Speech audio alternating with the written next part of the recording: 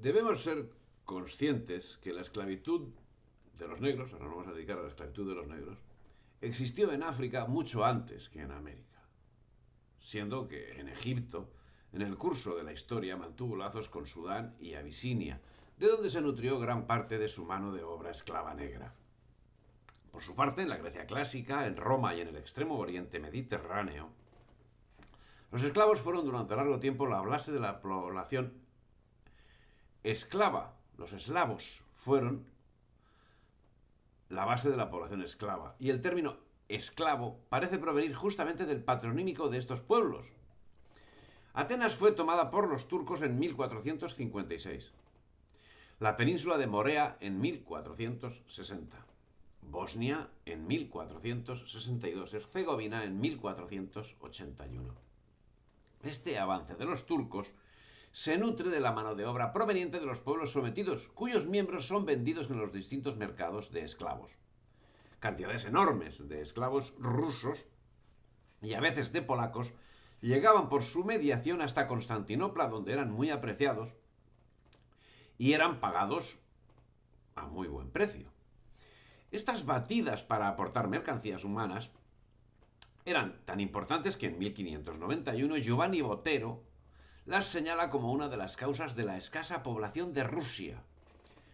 Por lo que respecta al centro neurálgico del habituallamiento de América y Europa durante la Edad Moderna, África hay que tener en cuenta que estaba perfectamente acostumbrada a la trata, siendo que existen datos que confirman la existencia de un puerto esclavista en Kilwa, en la costa de Tanzania, en un periodo tan alejado en el tiempo como el siglo XIII, o en Mali del siglo XIV, donde existía un amplio movimiento comercial alrededor del esclavo y de productos como perlas, porcelana, perfumes y otros bienes de consumo, en los que tenía una importancia principal la presencia de comerciantes persas y árabes.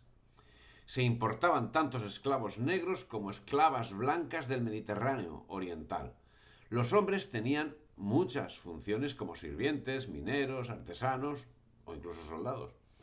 Ya en el siglo XVI, con la expansión portuguesa, se crearon áreas de influencia donde se establecieron colonias comerciales desde las que se enviaba especialmente oro y también esclavos.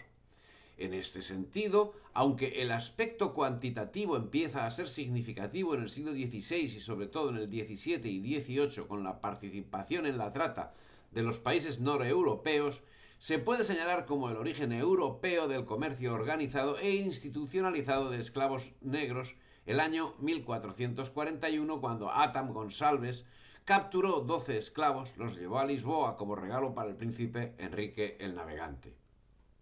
Ese mismo año se fundó la Compañía de Lagos y luego la Compañía de Arguín, que en 1450 llevó 200 negros de Arguín a Portugal. Desde ese momento, la compañía controló el comercio de esclavos con un tráfico que en el mismo siglo XV llegó a alcanzar un volumen de hasta 3.000 esclavos, cuyo destino era variado, siendo que muchos de ellos eran vendidos en el mismo continente africano a compradores africanos. Si bien algunos esclavos, y sobre todo en un primer momento, eran tomados en lo que se conocía como cabalgadas, quienes fueron inequívocamente los abastecedores de esclavos eran los propios reyezuelos, caciques o autoridades locales que, si atendían la demanda en cuanto al número de esclavos, no lo hacían en cuanto al sexo de los mismos, siendo que el número de hombres excedía largamente al de mujeres, a cuya venta eran normalmente reticentes.